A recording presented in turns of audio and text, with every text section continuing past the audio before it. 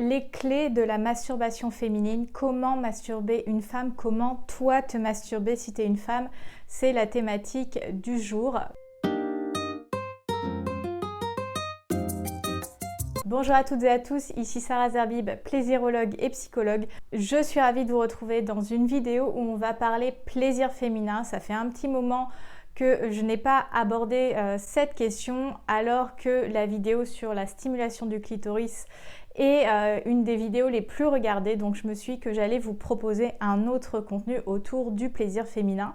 Cette vidéo, elle se destine à la fois aux femmes, à toi si tu veux connaître plus ton corps, connaître les étapes pour entre guillemets bien se masturber, et aussi pour les hommes qui souhaitent donner du plaisir à leur partenaire. Chez Âme Fauve, je vais plutôt parler de sexualité auto-érotique que masturbation, parce que la masturbation finalement elle va amener une image, parce qu'on est conditionné, elle va amener une image très restrictive du plaisir lié au corps, puisque la masturbation, on l'imagine, on la projette toujours autour de la zone pubienne, autour du sexe, de la vulve.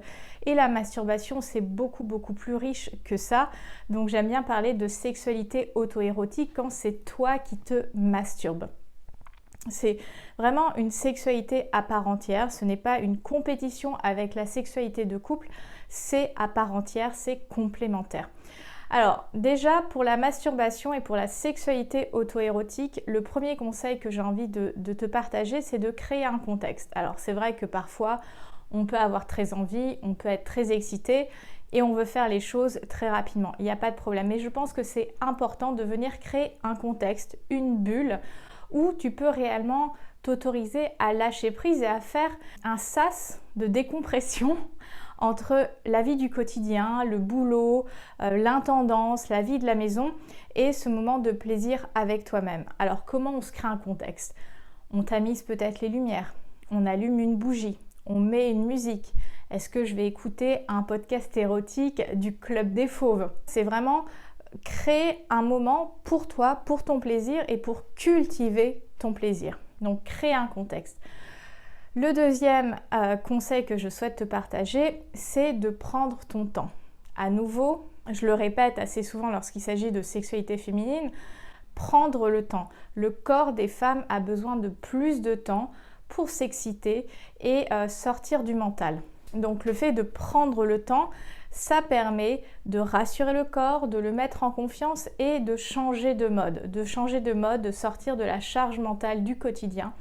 Et aussi comprendre que aller directement stimuler la zone pubienne au niveau de la vulve, ce n'est pas ça qui va créer une excitation profonde. Ce qui va créer une excitation profonde, c'est d'abord la stimulation autour notamment de la poitrine. C'est quelque chose qui va vraiment allumer le feu. Je suis pas du tout une fan de Johnny, mais en fait, il faut comprendre que déjà tout le corps est hétérogène et les femmes ont besoin de beaucoup de stimulation dans d'autres zones et notamment au-dessus de la ceinture pour réellement mobiliser leur énergie sexuelle profonde.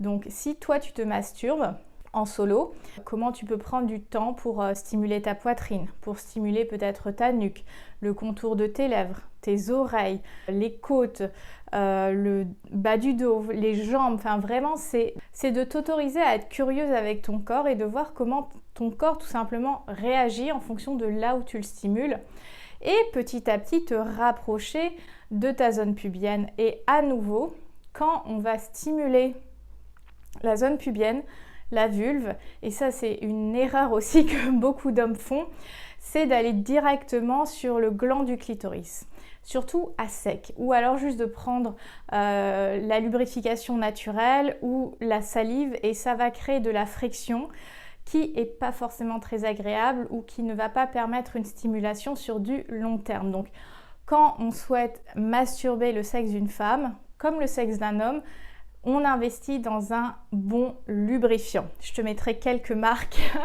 en box de description. Et quand tu explores ton sexe, c'est de pas forcément aller tout de suite sur le clitoris. C'est d'aller découvrir ta vulve, les lèvres, donc les lèvres internes, les lèvres externes, le pli de l'aine et après seulement d'aller explorer le gland du clitoris. Alors ça peut être déjà à travers le mont de Vénus. en contact indirect et je vous renvoie à la vidéo sur 3 manières de stimuler le clitoris que je mettrai là. Voilà, en fonction de son anatomie, on peut utiliser les lèvres externes pour couvrir le clitoris et y aller dans un contact indirect. Et après, potentiellement, y aller dans un contact plus franc, plus direct. Et la manière de stimuler le clitoris, elle est très souvent la même chez les hommes, chez les femmes. C'est à peu près la même technique, ça va être une technique de frottement, donc soit de droite à gauche, soit circulaire. Et c'est un petit peu fade, avouons-le, parce qu'il y a plein de manières différentes de stimuler le clitoris, et d'ailleurs il y a des jouets qui vont te permettre de te donner des idées quand tu vas utiliser tes doigts. Et oui, effectivement, tu peux utiliser des mouvements circulaires sur le gland du clitoris, tu peux des mouvements de droite à gauche, mais il y a des mouvements qui peuvent être très intéressants, comme juste le fait de faire des pressions. Donc, comme si tu appuyais sur une sonnette, un petit bouton, et tu joues sur les pressions. Et après, il y a aussi une technique qui va réveiller un peu la bête, mais qui va faire des sensations quand même très intéressantes chez la femme. Après, bien sûr, il y a des femmes qui vont préférer à d'autres, mais c'est en tout cas élargir la manière dont tu touches ton sexe ou la manière dont tu touches le sexe de ta partenaire pour découvrir de nouveaux plaisirs et pour cultiver cet érotisme, cette sensualité. Ça va être en fait d'utiliser un mouvement de vibration, comme si tu tapotais, alors c'est pas les tapotements dont je parlais, mais comme si tu vibrais ta main. Et en fait, c'est pas juste le bout des doigts qui va stimuler le gland du clitoris, mais c'est quelque chose d'un petit peu plus... voilà, je te fais un peu le mouvement en vidéo. Et ça va venir mobiliser toute la vulve et ça va donner comme une onde dans tout le clitoris. À la fois, ça va stimuler le gland, donc la partie externe, mais ça va aussi stimuler en profondeur, d'une certaine manière, le clitoris. Et après, effectivement, on peut stimuler le clitoris, sa zone pubienne de manière interne, donc on peut insérer des doigts, on peut insérer des jouets. Si vous insérez autre chose que des jouets intimes, pensez à utiliser un préservatif parce que ça peut vous amener des infections, des mycoses, parce que ce n'est pas destiné à rentrer à l'intérieur de la vulve. Aujourd'hui, il y a des sextoys qui sont très abordables, à moins de 20 €, donc voilà. Peut-être à la place d'utiliser des fruits et des légumes, utilisez un objet réellement dédié. Et si vous utilisez des choses qui ne sont pas dédiées à la sexualité, à pénétrer une vulve, mettez un préservatif pour protéger. C'est vraiment super important pour prendre soin de sa santé sexuelle tout simplement. Donc ça, c'est le 3e conseil. C'est vraiment de varier les stimulations et de s'autoriser à tester des choses un petit peu différentes. Il y a des personnes qui vont aimer aussi qu'on utilise très légèrement les ongles. Donc ça, à nouveau, c'est à explorer. Il y en a qui vont aimer un contact indirect à travers le tissu. En tout cas, c'est de prendre le temps et d'explorer toute sa vulve et pas juste le clitoris, parce que le but, c'est de mobiliser le plaisir dans l'entièreté de l'organe pour potentiellement arriver à l'orgasme.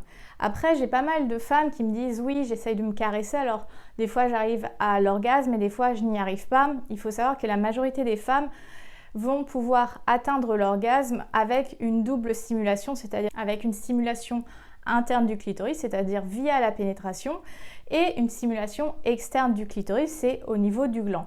La majorité des femmes ont besoin de cette double stimulation pour orgasmer.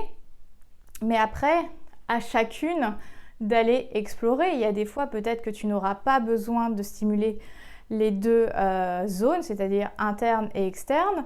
Et des fois, tu auras besoin. Et puis des fois, moi je dis que l'avion ne veut pas tomber. Parfois, l'orgasme, il ne veut pas tomber parce qu'on a du mal à lâcher prise, parce qu'on a sa pensée qui nous ramène un petit peu dans toute notre charge mentale, parce que, je sais pas, on est parasité par du bruit, parce qu'on n'a pas assez le temps, etc., etc. C'est ok. Le but, c'est déjà de ressentir du plaisir. Et quand l'orgasme vient, cerise sur le gâteau. Et quand il ne vient pas, on retente en fait.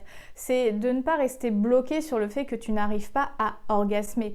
Ce qui est intéressant, c'est de garder sa curiosité d'apprendre son corps, sa curiosité d'apprendre sa sexualité, d'apprendre son plaisir et de répéter, s'entraîner, parce que c'est ça la sexualité, c'est pas quelque chose de figé, c'est quelque chose qui se construit, qui se cultive, qui évolue, parce que nous-mêmes, en tant qu'êtres humains, on évolue, notre corps évolue, nos goûts évoluent, et notre connaissance autour de notre corps et de notre sexualité évolue. Donc, c'est voir ça comme un processus et rester curieuse ou curieux si tu souhaites donner du plaisir par la masturbation au niveau de ta partenaire. Le quatrième conseil que je souhaite te partager dans cette vidéo, c'est de vraiment travailler sur ta respiration parce qu'on va avoir tendance, quand le plaisir monte, à se couper la respiration. On va parfois pendant 20, 30, 40 secondes pas respirer, avoir la bouche ouverte et être un peu suspendu, j'attends l'orgasme, j'attends l'orgasme.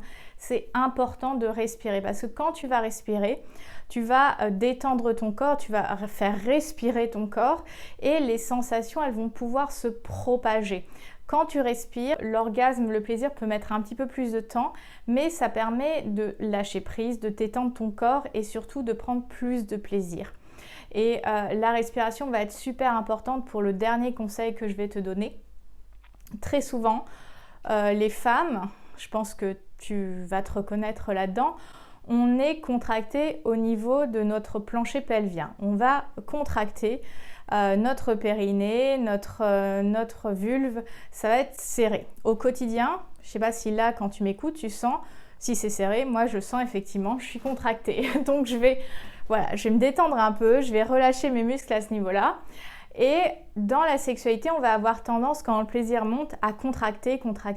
Et même des fois, quand tu es dans la sexualité à deux, tu te dis, bah oui, pour que mon partenaire ait plus de plaisir, il faut que je contracte au niveau de mon vagin pour que ça soit plus serré. Plus tu vas serrer, plus tu vas être dans un état de tension et l'orgasme, c'est quelque chose qui vise à détendre, qui va détendre les muscles. Alors, il y a l'aspect de contraction au moment de l'orgasme, au niveau de la zone pubienne, mais plus tu vas contracter et moins finalement l'orgasme va prendre de l'ampleur. Donc, tout le travail, et que ça soit dans un moment de masturbation que au quotidien, c'est de travailler à relâcher ton plancher pelvien, c'est-à-dire voilà, tu respires, tu regardes si tu es contracté au niveau de ta zone pubienne et juste tu donnes l'information à ton cerveau, ok, on se détend. On se détend dans cette zone, il n'y a pas besoin d'être verrouillé, d'être serré. On est dans l'ouverture, tout va bien, je suis en sécurité et on s'ouvre. Et quand tu te masturbes, que ce soit avec tes doigts, des jouets, avec un partenaire, quand tu vas relâcher tes muscles, tu vas sentir que tu peux encore plus accueillir le plaisir, plus accueillir ton partenaire s'il y a pénétration, que ce soit avec les doigts, un jouet ou son pénis, et tu vas ressentir les sensations de manière beaucoup plus profonde.